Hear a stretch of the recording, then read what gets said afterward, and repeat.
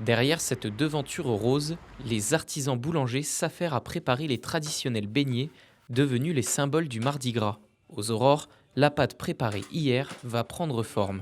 Si elle a reposé longtemps, c'est pour qu'elle puisse lever et s'aérer. Pour cette journée spéciale, David doit en préparer des milliers pour satisfaire les envies gourmandes des clients.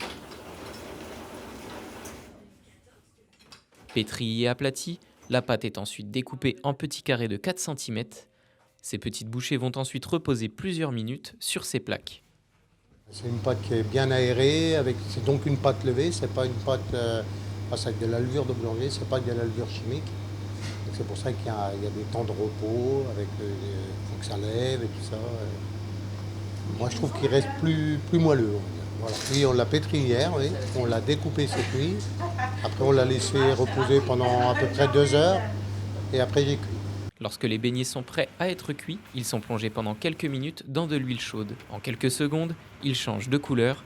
C'est la couleur qui va permettre de déterminer le temps de cuisson. Dernière étape, retirer l'excédent d'huile sur un essuie-tout et ajouter du sucre glace pour plus de gourmandise et d'esthétisme.